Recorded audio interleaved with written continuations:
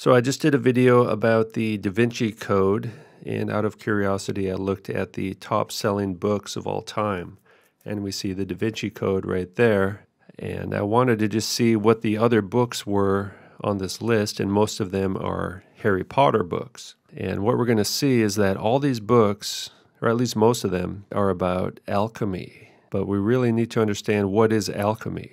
And of course the first Harry Potter book was called Harry Potter and the Philosopher's Stone. All right, and we're going to find out what is the Philosopher's Stone. Number 3 on the list. And if you don't believe me that these books are about alchemy, let's look at the next book on the list. It's called The Alchemist. So what do you think that book's about? All right, it's about alchemy. They don't have enough pyramids on the cover of this one. So all these top-selling books are about alchemy, dual process, fusion of material and spiritual, conjunction of male and female. You find the balance between the polar opposites. Perfection of matter, all right, because matter is imperfect because it's separated, right? Separated, it's like it's broken, okay? It's broken. They believe the world is broken and they need to fix it, all right? And they're going to use the Philosopher's Stone, the ideal substance, which is the union of opposites, right? The androgyne. The hermaphrodite became the ultimate symbol for alchemists. See, I didn't make this slide. I don't know who did, actually. I just got it somewhere. So that's a good little summary of alchemy, and I'll get into some more details. All right, now here's a quote I found about alchemy from this book called The Encyclopedia of Magic and Alchemy. The importance of alchemy. The traditions of ceremonial magic or high magic are paths of enlightenment based on the balancing of the masculine and feminine principles and the perfection of the whole being. All right, I mean, right there, one sentence, very simple. That's why there's all these transgendered people in the movies, in the TV shows, in the government. Our world leaders are practicing this stuff, right? This is why they're androgynous, balancing the masculine and feminine. This is what Harry Potter's all about, right? A book about alchemy for children. J.K. Rowling, who sometimes used to write under the pen name Robert Galbraith. Best-selling book series in history, person of the year, right? All kinds of awards. And Mr. Rowling, of course, is a practicing alchemist, balancing the opposing forces of nature, finding unity, male to female. It's a he for she. All right, look at that skull. All right, it's a man, hand on the hips, in front of the mask. We've seen that before. Hand on the hips in front of the angel wings. So the book was written by an androgynous alchemist, starring androgynous alchemists, all right? Now this one here, Emma Watson wins first gender-neutral MTV Movie Award for Beauty and the Beast. All right, so they're coming out in the open that this is a gender-neutral person, and gender neutrality is a key theme in alchemy. Now, who presented this gender-neutral award? Well, our old friend Asia Kate Dillon from Billions, redefining gender in Hollywood. So that person actually handed out the award to Emma Watson. And I did a video on Billions. See, so everything's connected here, right? In the show Billions, this guy here, he gets accepted to this fraternity. He says, I know you don't care about Wall Street's elite fraternity. You are above it like a god. And then he says, but I'm in it like a demigod. So he's saying he's a demigod, right? Remember that term demigod? We've seen that before here in my channel. The androgynes view themselves as demigods, right? Well, later on in that same episode, here he is. Doing a bit of cross-dressing at the elite fraternity. So to join the elite fraternity, you got to be a cross-dresser, right? You got to be an androgyne. You got to mix in a little yin with your yang, as RuPaul once said on a talk show. It's a new gender revolution. They're all connected. They're all just doing the same exact thing, and they're all doing it together. They're all part of one big tranny club. Lady Gaga, 2019, hoping to be one of the last nominated for Best Actress because as we evolve as humanity, these award shows will not be male and female, but that we include everyone, right? Those people who are not male or female. The androgynes, well, I think it's already happening, all right? We're being phased out. Androgynes are being phased in because they're being fused into one. Oh, look at the duality in the dress along with those shoulders. Shoulder to hip ratio of a man, skull of a man. Bit of makeup, a bit smoothed out, bit of lipstick. That's all it takes to fool the masses. Yes, we are that dumb. Philosopher's Stone. It was the doctrine of the alchemists that there was a certain mineral, the discovery of which was the object of their art, because being mixed with the baser metals, it would transmute these into gold. This mineral, known only to the adepts, they called the Philosopher's Stone. Alchemy was a symbolic science. Its subject was man, and its object the perfection of men. If this interpretation be correct, then the Philosopher's Stone of the Alchemists and the spiritual temple of the Freemasons are identical. All right, that's from Albert Mackey's Encyclopedia of Freemasonry, written in the 1800s. All right, now here's the Wikipedia page of Harry Potter's and the Philosopher's Stone, and look at the picture on the right. All right, now this is from a book that's about 400 years old, and it's written in Old English. And this is just one small sample of this book. The entire thing is about androgynous alchemy and the divine hermaphrodite. New chemical emblems of the secrets of nature. Make of the man and woman a circle, and that of a quadrangle, which is a square. Of this a triangle, of the same a circle, and you will have the stone of the philosophers.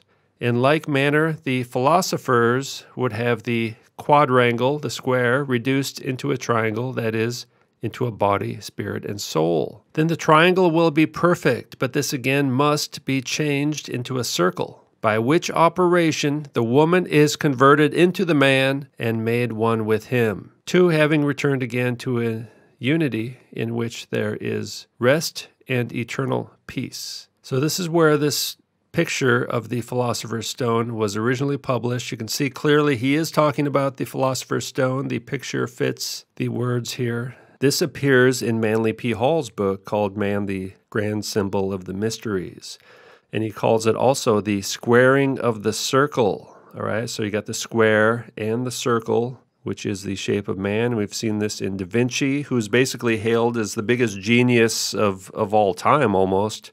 Da Vinci doing the same thing, the square and the circle. There's a gun and there's a rose. There's an androgyne, all right? That's the androgynous perfect man. And we saw in my Da Vinci Code video, Da Vinci himself believed that the perfect human was androgynous. Kabbalists believe in Adam Kadmon, the first human was androgynous, all right? The first man of the Judaistic system was created male-female in the image of the Logoi. He was the celestial androgyne, in whose likeness the second man, the terrestrial Adam, was formed. All right. The lesser Adam in his terrestrial state was also androgynous, and then he was split up. Eve was taken out of him, and that was the fall of man.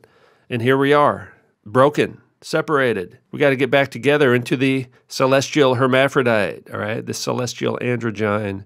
Plato declared that male and female are but the halves of a primitive androgyne, which once existed as a separate type, but was afterwards divided into kinds and thus lost its identity in the progeny. The Templars were accused of worshiping the androgynous Baphomet, and the beard of Venus was an object of veneration among the initiated Greeks and Latins, all right? Now they're trying to initiate children into alchemy. In the Hermetic Arcanum, the phoenix is again double-headed, symbolic of the great work. All right, the great work is the Philosopher's Stone. The great work is this transformation into divine androgynes. All right, that's what the great work is. The Transpocalypse is essentially the great work, and it rises victoriously from the Hermetic egg, which bore the strange appellation rebus. All right, we're going to see the rebus on the next page. One body with two heads, a man on the right and a woman on the left. The man's hand holds the compasses, and the woman's the square. All right, now remember the Freemason sign is the compass and the square. What does the compass represent? It represents a man. What does the square represent? It represents the woman. It's actually the androgyne symbol, hiding in plain sight. You got the compass drawing a circle, and then you got the pyramid here, and then you got the square, and you got the circle.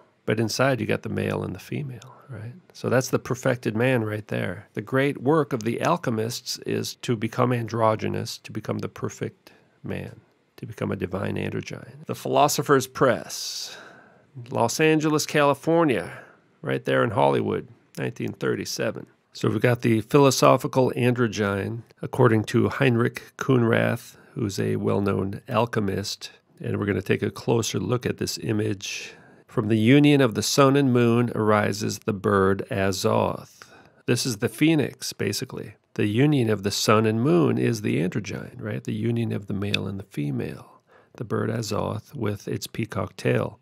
The bird symbolizes both the philosopher's stone and the soul. If the bird's androgynous, then the androgyne symbolizes the philosopher's stone. The philosopher's stone is the great work of the alchemists. The philosopher's stone is an androgyne. This thing here, this is the androgyne, the rebus, the male and the female combined. And you got these triangles and squares and circles and stuff. Now, this image here is like 500 years old, all right? Closer shot, you see it says Azoth, right? This is kind of like the phoenix, right? It's got the wings, right? So this is the American eagle, peacock's tail, the NBC. The male head on the left with the sun, the female head on the right with the moon. But here it says solve and coagula. And about 200 years ago or so, Eliphas Levi drew this guy here, the Baphomet, which we're all familiar with now. Philosopher's Stone, or the divine androgyne. All right, it's the same exact thing. You can see here it says solve, coagula. It means dissolve and coagulate. That's talking about alchemy. All right, here Baphomet says contains binary elements representing the sum total of the universe. Example, male and female. The equilibrium of the opposites. The name Baphomet appeared in trial transcripts for the Inquisition of the Knights Templar, starting in 1307. And the Knights Templars were keeping the secret of the divine androgyne. His one arm is female, the other male, like the ones of the androgyne of Kuhnrath. All right, that's the other image we're looking at right now. The attributes of which we had to unite with those of our goat because he is one and the same symbol. All right, this is a quote from Levi. Levi's saying, you didn't believe me, but Levi himself is saying these two symbols are identical. The flame of intelligence shining between his horns is the magic light of the universal balance.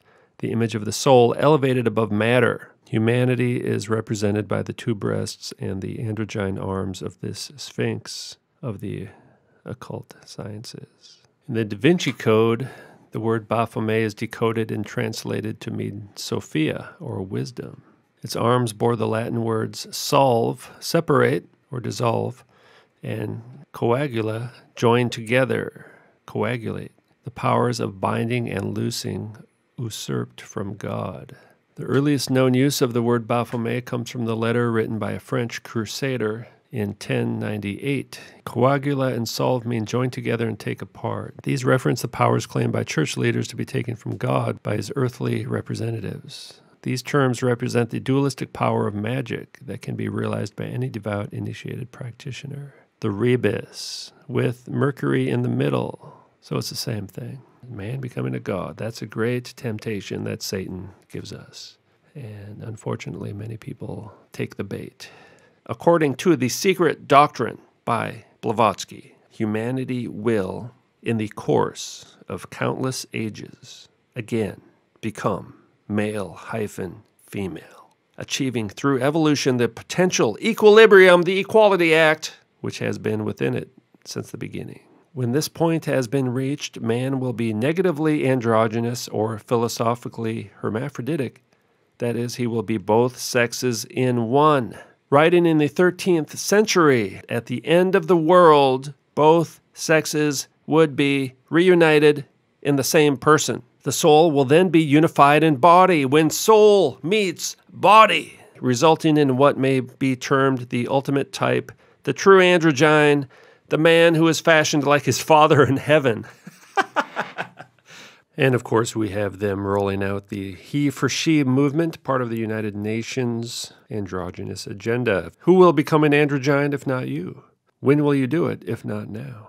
Gender equality means androgynous alchemy. Notice the two arrows there. They intersect, right? It's the two triangles intersecting.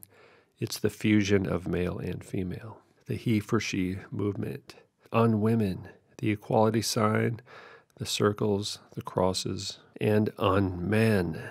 They want to transform the entire world, and they want to foster a new type of creation, a new type of reproduction. They are reinventing life itself for all living creatures. They are creating a new world. They're undoing the creation of God and recreating the world in their own image. The androgynous alchemical agenda, it's out in the open now, really, but it's still kind of hidden in plain sight because people just don't realize what's going on. They're actually creating laws to implement androgynous alchemy. So nothing's really changed. Just like people in the past were surrounded by people practicing sorcery, witchcraft, alchemy. It's still going on today, and it's only getting worse, really. So we're heading down to the final showdown. Things are becoming more clear. Things are being exposed. Choose your sides. All right, thanks for watching.